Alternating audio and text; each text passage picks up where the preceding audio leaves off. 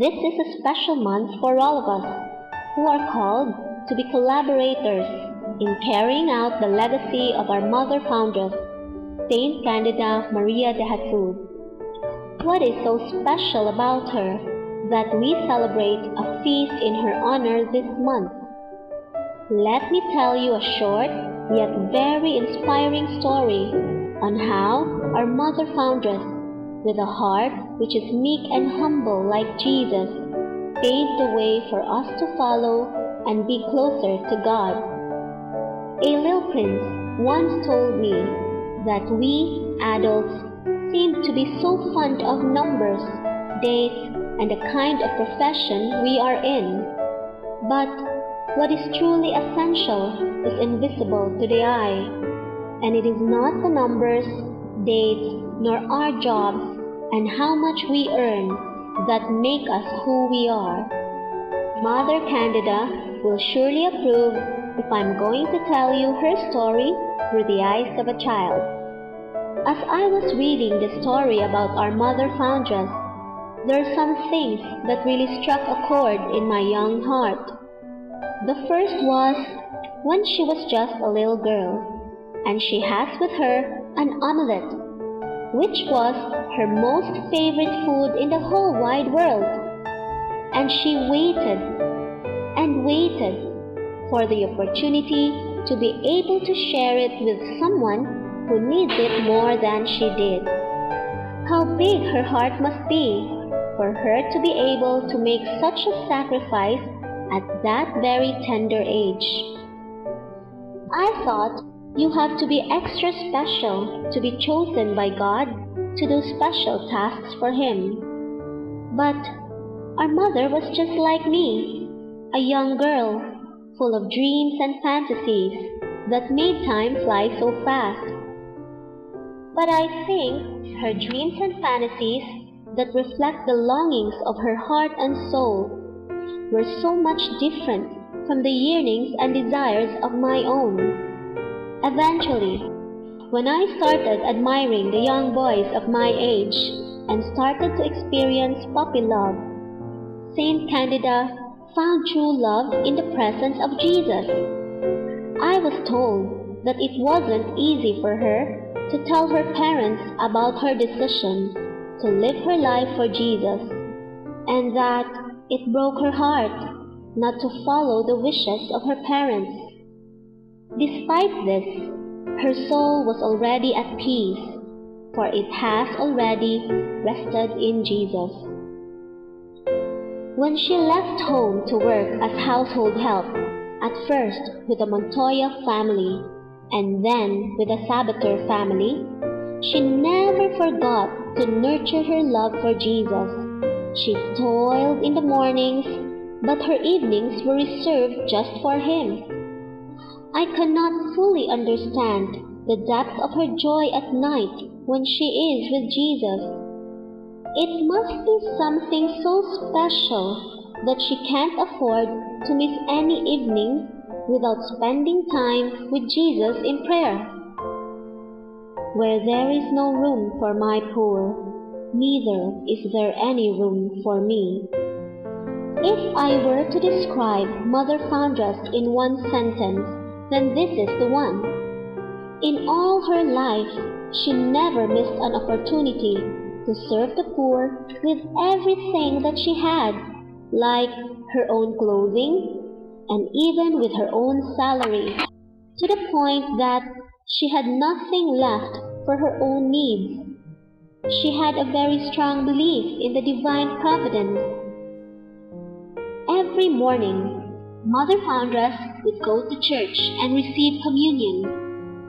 One special morning, God answered our mother's greatest desire, which is a way to serve Jesus. Jesus wanted her to found a congregation of sisters under the name Hijas de Jesus, dedicated to the salvation of souls through the education of children and youth. I wasn't able to tell you that our dear mother was not able to finish her education due to their financial situation, and she therefore cannot read nor write. But this disability, as I call it, did not deter her from serving the Lord. She listened and accepted the Lord's message with so much love, joy, and faith in Him. Alone I can do nothing, but with the grace of God I can do everything. God didn't let Mother Foundress face this mission on her own. He sent a man of strong faith, Father Arans. Father Arans faced the ridicule and even contempt from others who were not able to understand God's faith in our Mother with patience, kindness, and understanding. Mother Foundress also saw these occasions to practice humility and was able to carry on only because of her strong faith in God. The will of God was the light of my way, yet it was not a bright, blinding flash that flooded my soul in the midst of darkness. The horizon was still hazy. I saw no way out. In that state of mind, I said once and again to myself, like an oft-repeated refrain, "Alone I can do nothing, but with the grace of God I can do everything." Wherever God may call you, these were the words that our mother's father said as his acceptance of her decision to live her life for Jesus. And God led her to Salamanca. Mother, together with Gertrudis Garcia, Petra Piernaveja, and Cipriana Vihuela, rented some rooms in Salamanca, which became the cradle of the congregation. Stirred to her very soul, she exclaimed, "Here is my peace, here is my rest forever." Her journey from here on was not a bed of roses. Now and again, Mother Foundress had to say to herself, "Alone I can do nothing, but with the grace of God I can do everything." In all her challenges, Father Arans was there to guide and to give her advice. Alas, Father Arans had to leave Salamanca, but she stood by her faith. God is our Father, and He never abandons us. Thus, her journey went on. She believed that if He had given me the desire to found the congregation, He would also give me the power and the grace to remain in the breach of each day with a firmness sustaining the others. Eventually, all the hard work paid off, and the first school opened wide its gates. Some of the sisters whom Mother Foundress sent to earn a diploma in teaching were ready to practice their profession. There were paying students as well as sponsored ones. How could Mother Foundress forget the poor? Once the first school has opened, there was no stopping Mother Foundress in realizing her heart's desire, which is to serve God in the education of children and youth in the places where there is greater need of our schools. In every Hijas de Jesus school that is opened, she was faced with difficulties such as insufficient funds, health problems, uncooperative people, humiliation, and even broken promises. But joy was the keynote of her life. She would always find joy in everything that she did, because she knew that she was doing this for Jesus, and that the light and the love of Mama Mary was always with her.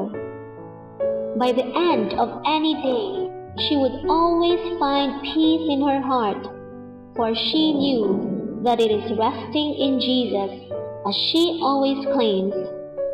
How great are God's favors! How deep must our gratitude be!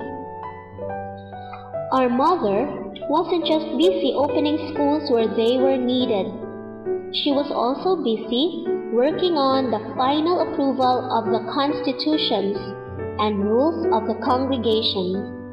That served as the foundation upon which the sisters built their spirituality, the reason for their existence in the church, and their way of serving the people of God, and especially the youth. After much work, which sometimes led to misunderstandings, the congregation was finally given a definitive approval, and later on, the pontifical recognition from the Pope. Little by little, Mother Foundress's dreams were coming true.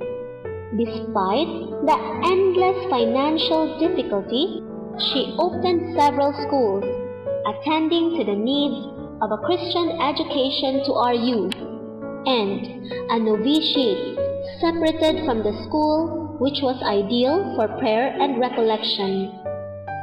But Mother Foundress still has another dream. She dreamed of crossing the ocean to reach out to the lands of America and Asia. In all the things she had done, God never failed to provide for her needs in realizing them. She knew that God will once again make her dream come true. I would go to the ends of the earth in search for souls. And her dream came to reality when a missionary expedition was sent to Brazil.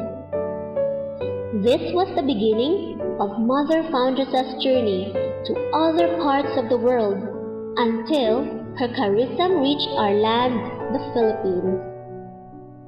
Before she arrived in our country, she had yet another journey to prepare for. She was already called to serve Jesus by his side and let her charism live on through her daughters, the Hijas de Jesus sisters.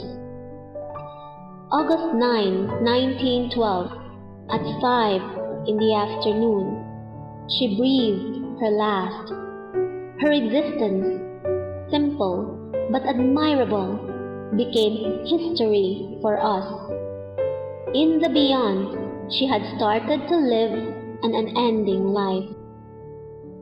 8 days from now, we will be celebrating her death anniversary. In our own simple ways, how can we celebrate the admirable existence of our Mother Foundress? How can we express to her that we are proud to be called and become part of her mission? Let us take time to further understand our Mother, so her charism can continue to live on through us and through our children. I would like to thank Sister Maria Luisa V. Matamala, F.I., for providing me with great information about our Mother Foundress. Through her simple narration, I was able to understand the amazing journey of Saint Candida with God. If you have time to spare, please read Juanita Cho. Several copies are available in our library for your enjoyment. Thank you.